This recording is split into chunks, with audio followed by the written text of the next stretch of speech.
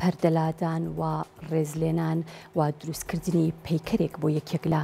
هونەرمەندە ناودارەکان کە چه هونەرمەندێکی گەوراوە هەروەها شانۆکارێکی گەوراوە هەروەها یەکێکە لە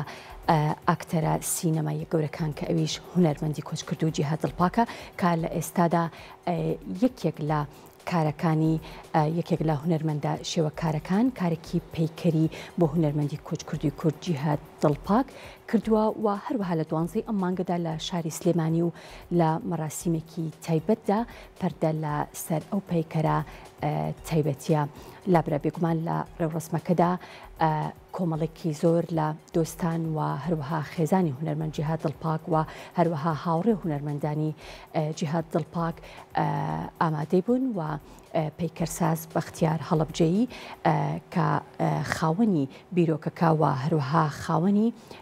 دروستکردنی ئەم پەیکەرەیە باسی لە کارەکەی کردو و کارەکەش لا بەردەمهۆڵی ڕۆشنبیری پەردەیان لەسەر داناوە بێگومان ئەمە یەکەمین هونەرمەند و دوایین هونەرمەند نابێت کە کاری لەم شەوەی بۆ بکرێت بێگومان هەموو ئەو هونەرمەندانەی کە جێدەستیان دیارە لە هەر بوارێکدا بێت شایانی ئەوەن کە لە داهاتوودا ڕێزیان لێ بگیرێ و پەیکەریان بۆ دروست بکرێت.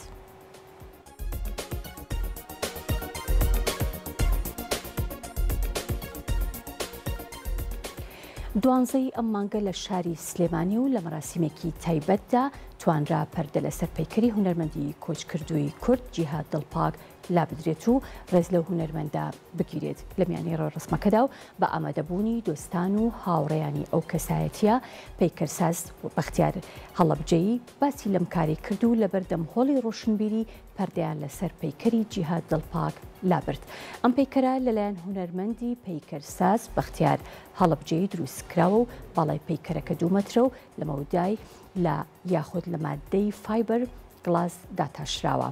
ئەم هەنگاوە بۆ بەزیند و هێشتنەوە و بەرزڕاگرتنی ئەو هونەرمەندە دادەنرێت و لەلایەن وەزارەتی ڕۆشنبیریەوە داواکراوە تا کارێکی لەم شێوەیە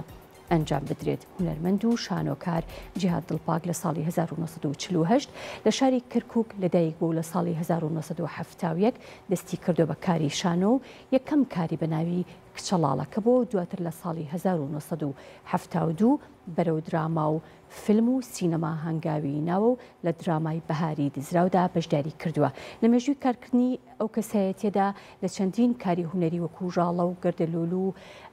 مامەڕیشەدا بەشداری کردو و لە ساڵی 1997 لەگەڵ کۆمەڵێک لە هونەرمەندانی تر لە شاری کەرکووک لە مێرەجانی کوردی بۆ شانۆ لە شاری بەغداد بەشدار دەبێت. لە ساڵی 1999 لەگەڵ کۆمەڵێک لە هونەرمەندانی شاری سلێمانی و کەرکووک شانۆگەری تاوان و سزا نمایش دەکەن. هونەرمەندی بە توانای کورد جیهاد دڵپاک لە ساڵی 2013 بەهۆی نەخۆشیەوە کۆچی دوایی دەکات و بۆ دوجار ماڵ ئاوایی دەکات.